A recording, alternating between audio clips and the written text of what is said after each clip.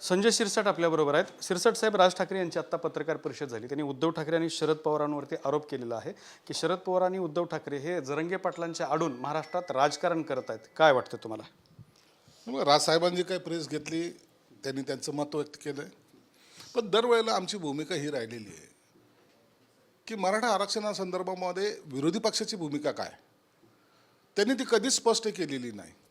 आणि जेव्हा एकनाथ शिंदे साहेबांनी आणि त्यांच्या सर्व सहकार्याने, मग ते इतर पक्ष मंत्रिमंडळातले सहकारी यांनी मराठा आरक्षण देण्यासाठी ठोस पावलं उचललेली आहेत.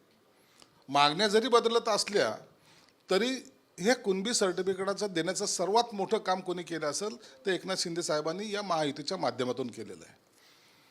आणि आज तो जो रोष आहे, आता तो रोष त्यांच्या प्रत्येक नेत्यांच्या घरी चाललेला आहे. आम्ही या विधानसभेच्या अधिवेशनामध्ये सुद्धा हीच मागणी केली होती की जेव्हा आम्ही बैठकीला बोलवतो तुम्ही येत का नाहीत, काय कारण आहे? अहो, मराठा समाजाचं हित पाहायचं आहे ना, ओबीसी समाजाचं हित पाहायचं आहे ना, मग तुम्ही येत का नाहीत? परंतु एखाद्या आगीमध्ये तेल टाकण्याचं काम जे करतायत ना, हे लोक करतायत. ओबीसीमध्ये मराठा समाजामध्ये आपसमध्ये भांडणं लागले पाहिजेत, एकमेकाची डोके फोडली पाहिजेत, एकमेकाच्या विरोधात ठाकलं पाहिजे, ही यांची भूमी नीती राहिलेली आहे.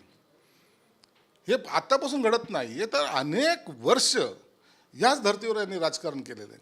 म्हणून कदाचित राजसाहेबाला तो विषय समजला असावा म्हणून त्यांनी केलेलं ते वक्तव्य आहे. परंतु आजही तुम्हाला सांगतो, ठामपणे सांगतो, या महायुतीची एकनाथ शिंदे साहेबांची वैयक्तिक मराठा समाजाला आरक्षण मिळालं पाहिजे ही भूमिका आहे. परंतु ओबीसी समाजाच्या आरक्षणाला धक्का न लावू देता ही जी भूमिका आहे त्या भूमिकेतून आम्ही चाललो आहे. ही गोष्ट जर विरोधी पक्षाच्या नेत्यांना जर विचारली तर त्याच्यावर ते बोलायला तयार नाहीत, हे तेवढं सत्य आहे. पण राज ठाकरे पुढं असं म्हणतात की शरद पवार आणि उद्धव ठाकरे महाराष्ट्र पेटवत आहेत. मग पेटवायची भाषा नाही, हे एकमेकाच्या अंगावर जाणं गेले पाहिजेत, एकमेकाची डोकं फोडली पाहिजेत. मग एकीकडून ओबीसी समाज आहेत, एकीकडून मराठा समाज आहेत, या दोघांमध्ये संघर्ष कसा होईल आणि मग या संघर्षामध्ये राजकारण आपल्या बाजूने कसं वळेल याच्याकडे पाहतात.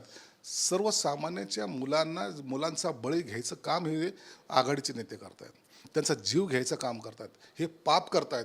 यांच्या लक्षात येत नाही स्वतःच्या राजकारणासाठी, स्वतःच्या पुढारपणासाठी सर्वसामान्य शेतकरी कुटुंबातील लोकांना हे बळी देत आहेत, नरबळी देत आहेत. नरबळी, याला नरबळी म्हणता येईल. आणि म्हणून यांना याचा सगळ्या ह्या पापाचा यांचा घडा भरलेला आहे. हे यांना फेडावं लागेल एवढं मात्र निश्चित आहे. उपाशी असलेल्या सर्वसामान्य माणसाच्या पोटामध्ये घास भरवण्याऐवजी ते एकमेकाच्या द्वेष भरवत आहेत. हे पाप मला वाटतं हे यांना फेडावंच लागेल. तर होते संजय शिरसाट यांनी सुद्धा शरद पवार आणि उद्धव ठाकरे यांच्यावरती घणाघाती टीका केलेली आहे. कॅमेरामन अमित अडेसोबत दत्ता कानवटे, TV9 मराठी, छत्रपती संभाजीनगर.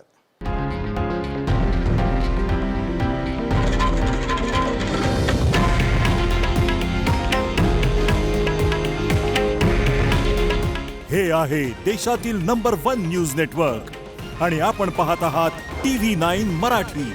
काळजी तुमची, हित महाराष्ट्राचं.